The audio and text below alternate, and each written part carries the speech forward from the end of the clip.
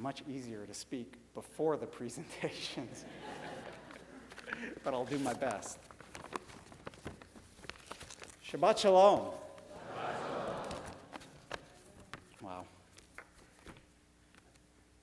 Most of you here know that I love to run. Most of you know that I love to run long distances. I don't claim to be particularly good at it or particularly fast, but I'm persistent and I can keep going. I can keep running for a very long time. Sometimes on a Sunday morning, I'll go out running for 3 to 4 hours. I often get the question from people, "You're gone for so long running, what do you listen to when you run?" I used to listen to music. I don't listen to music anymore. Instead, I found that I like listening to podcasts of just a wide variety of topics, and there's so many out there. One of my favorite topics of podcasts that I like to listen to are podcasts that are by people who call themselves biohackers. What is biohacking? I'll read you one of the definitions I found, one of the better definitions I found that's on a website, biohackyourself.com. By the way, I don't do any of these biohacks myself, but I just find them fascinating. Biohacking is the art and science of maximizing your biological potential. To do this effectively requires knowledge, technology, and a willingness to intelligently self-experiment. The site's mission is to help you transcend what you thought were your limits in health, happiness, and performance. One of the podcasts I listen to is called The Bulletproof Executive. At the end of every podcast, the host, Dave Asprey, asks his guests this same question.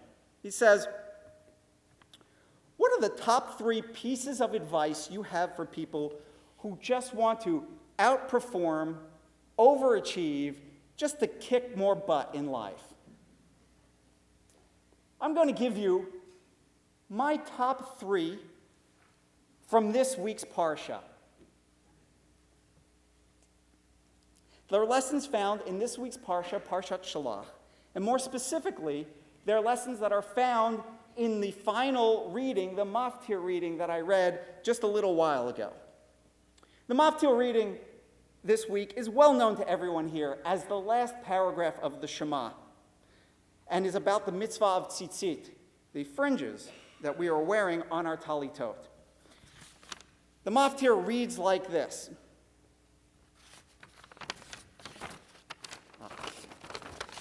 The Lord spoke to Moses, saying, "Speak to the children of Israel, and you shall say to them that they shall make themselves fringes on the corners of their garments throughout their generations, and they shall affix a thread of sky blue wool on the fringe of each corner. This shall be fringes for you, and when you see it, you will remember all the commandments of the Lord to perform them, and you shall not wander after your hearts and after your eyes, after which you go astray. So that you shall remember and perform all my commandments, and you shall be holy to your God. I am the Lord your God who took you up out of the land of Egypt to be your God. I am the Lord your God." What, you ask, can I possibly learn from this paragraph of tzitzit?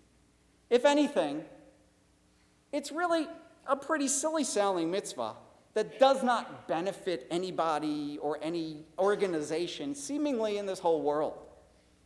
What can it teach me about outperforming, overachieving, and kicking more butt in life? Let me tell you. Number 1, if you want to improve at anything, the first thing you need to do is to quantify, to measure. That act of quantification, if done regularly, will almost always lead you to improvement. The best example of this is in weight loss. We all know this.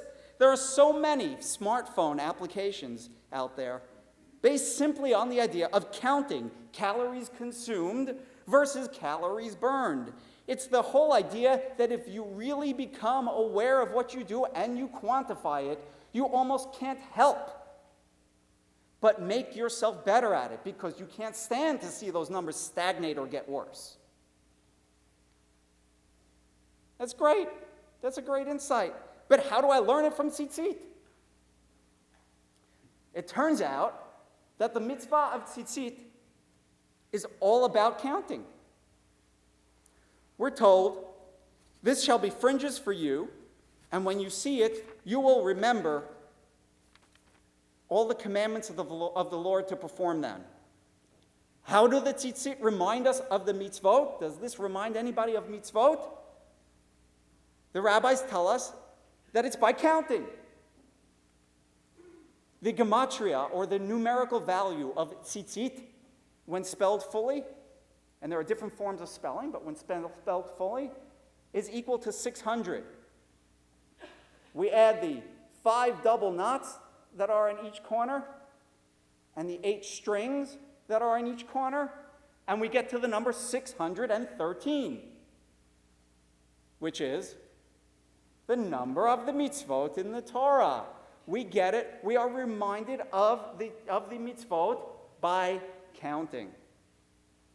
Number 2,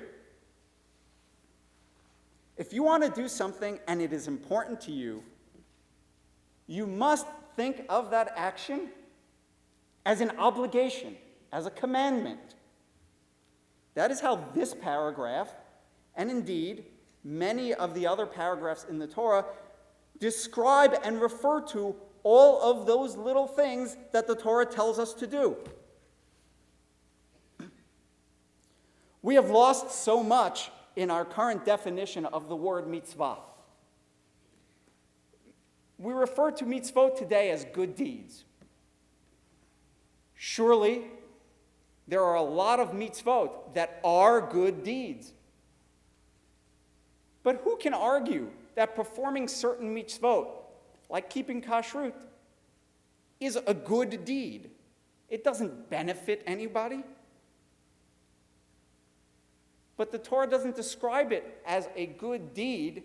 It describes it as a commandment, an obligation. And the wonderful thing is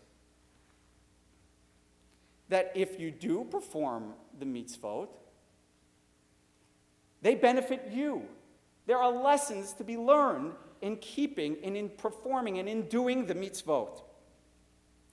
In 2010, a study showed that Jews made up 0.2% of the world's population, but 27% of the Nobel Physics laureates and 31% of the Nobel laureates in medicine.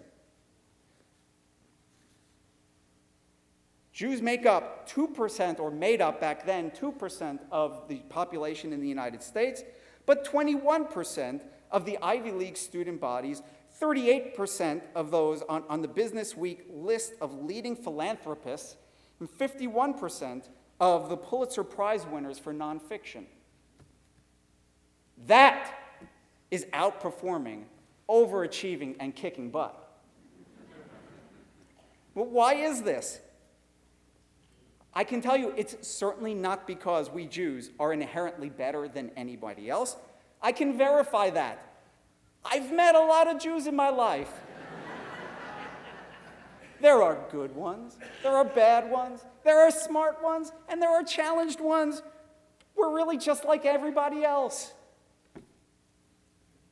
It is because it has long been it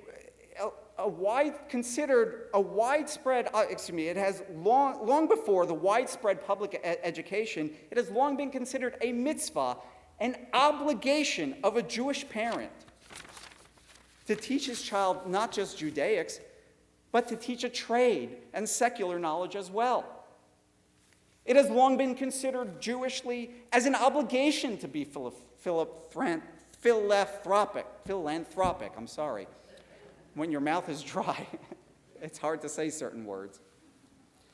The word tzedakah comes from the Hebrew word of justice, tzedek, as opposed to the English word of charity, which means the practice of benevolent giving and caring. These things are so ingrained in the Jewish psyche that they are even ingrained by now in the psyche of most secular Jews. So if you want to accomplish something, if something is important to you, you must consider it as an obligation. Number 3, and this is the one that's going to get me in trouble with some of you.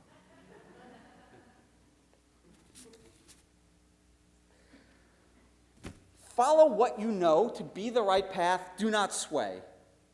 Do not stray after your heart. Yes, that's what I said.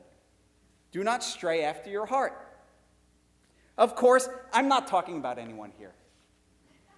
All of us here, as the psalmist tells us, we are of clean hands and pure hearts. We'll say that tomorrow, Jack, right? But the truth is, like the 3rd paragraph of the Shema tells us, and you shall not wander after your hearts and after your eyes, after which you are going astray. I'll give you a very plain, vanilla, non-controversial example of what I mean. You know that to get ahead or to succeed in your job, the very least that you need to do is to show up to work. But it's Monday morning. And you just had a great weekend. And you know what?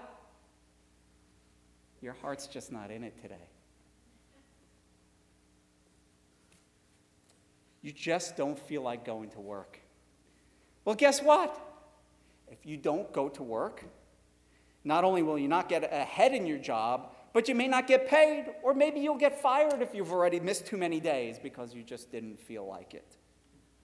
It's not really about what your heart desires at any given moment. It's really about what is right and what is good and what is your obligation to do. What I love about Judaism is that, yes, it's based on a belief system, but really what I love about Judaism is that living a Jewish life teaches you and benefits you so much in so many ways. But to understand it, to really grasp it, you first have to live it. Yes, Judaism approaches things probably the exact opposite of modern-day psychology. Modern-day psychology wants you to talk it out and talk it out until you are finally able to come to understand it. Judaism's paradigm is na'aseh v'nishma. We will do it, and by its action, by doing it, we will come to understand it. We often discuss in our Clay Kodesh meetings about ways to shorten services. One of okay, the secret's out. Okay, it's like even we don't want to go home at 1 o'clock. One of the ways that's always offered in these discussions is we should probably take the thank yous from a bar mitzvah speech and move them to the kiddush. Possibly even move them to the party. I'm usually on the side of doing something like that, but you know what? I guess I'm a hypocrite like anyone else. That's going to have to wait for one more day. I have so many people here to thank today. I first want to thank the congregation as a whole. It's no secret, it's not really quite 13 years, it's 12 plus. I'm in my 13th year, but we'll say for the sake of today, 13 years ago, you embraced me as a congregation as a whole. I have grown up and matured into my role with your guidance. Rabbi mentioned that I tutored so many people. There's a rabbinic saying that says, and you know, I'm usually spot on with rabbinic sayings, but I didn't write this one down, and it's just something I want to add at the moment, and I don't remember the whole phrase, but the end says, "Umi talmidai yoter mikulam," right? Much have I learned from my rabbis and my teachers, but "Umi talmidai yoter mikulam," I learned more from my students than anyone else. So I'm here to say it's great to see so many of my teachers, people who have taught me, out here in the congregation, and thank you for being here today. I want to thank the sisterhood.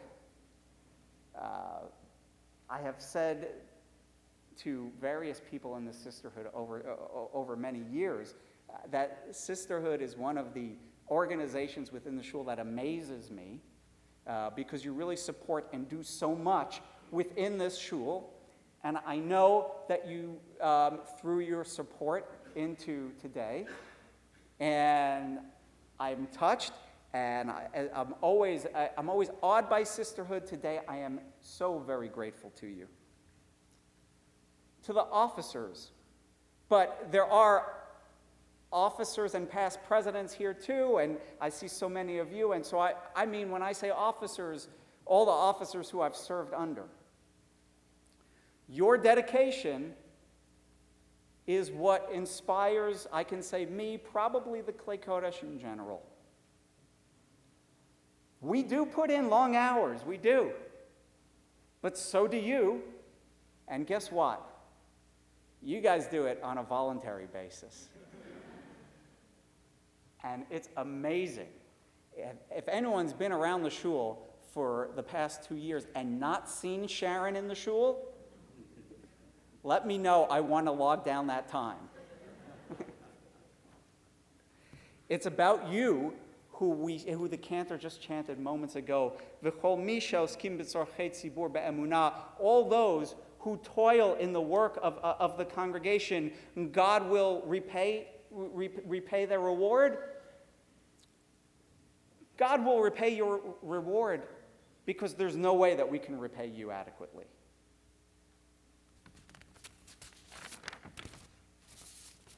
To the Klei Kodesh.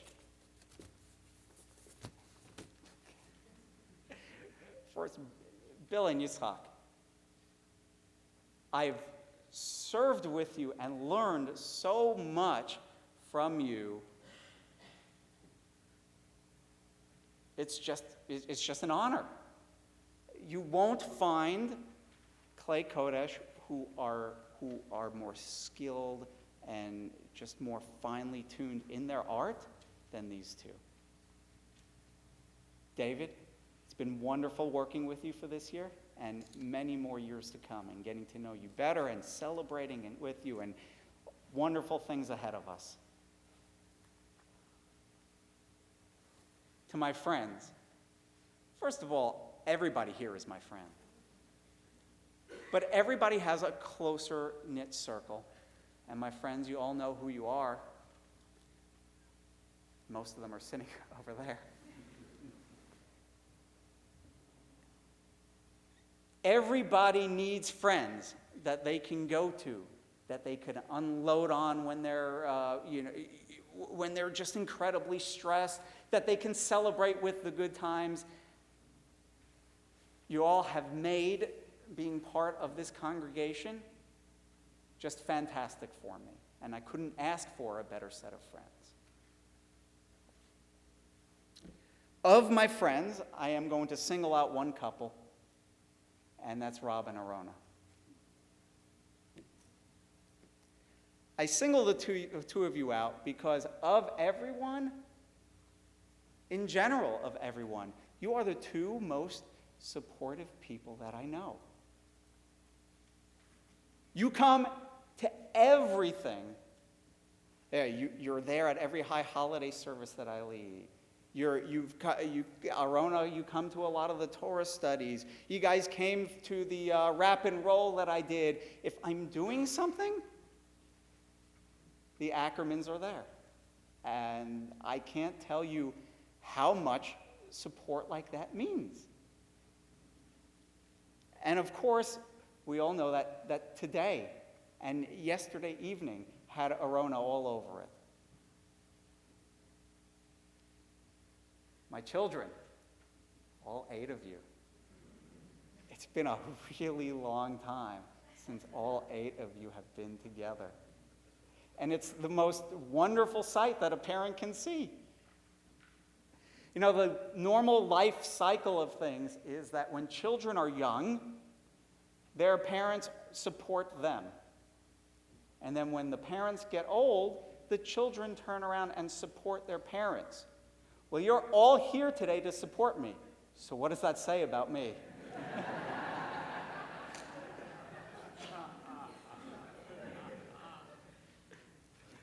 Tanya and Mel, I can never thank you adequately for the loving support for both myself and my children. I married Shelley, obviously, because I loved her, but she came with just such a wonderful package.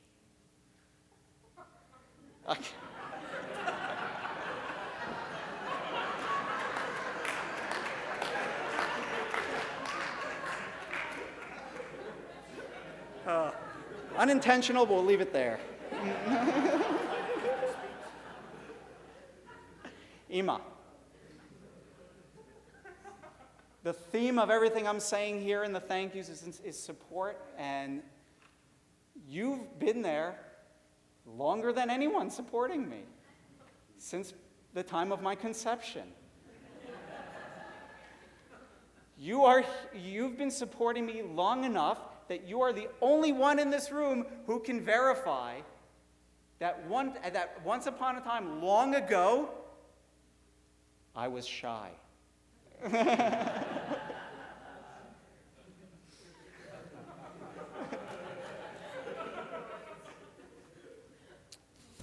Oh, Shelley.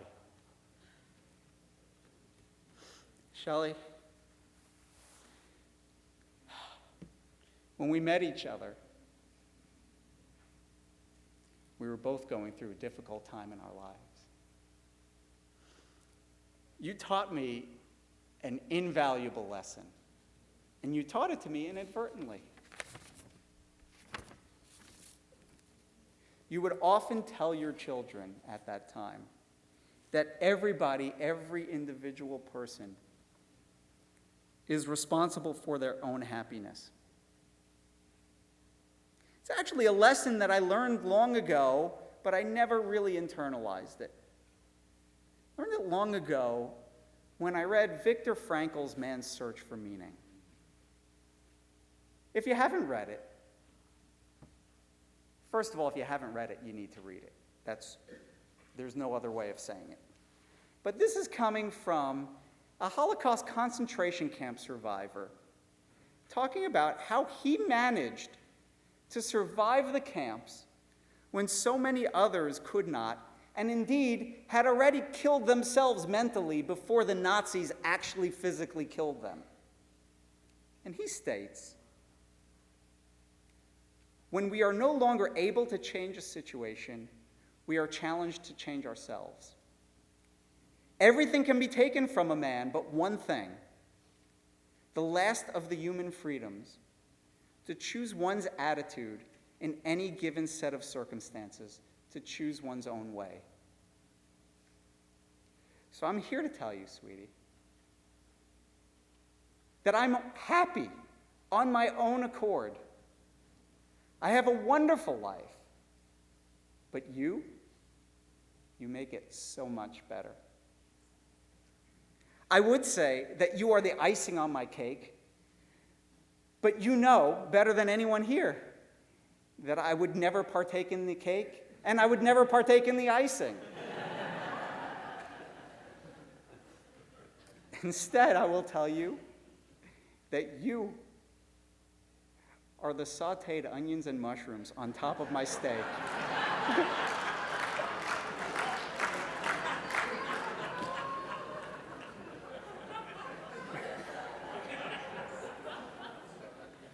Life, or the steak, is great on its own,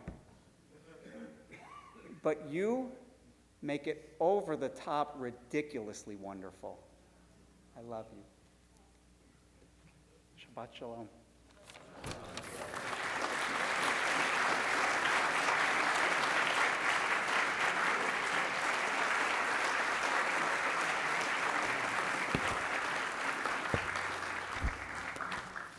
And with that, we will thank God for all of the blessings He has bestowed upon us. Page 155, please rise.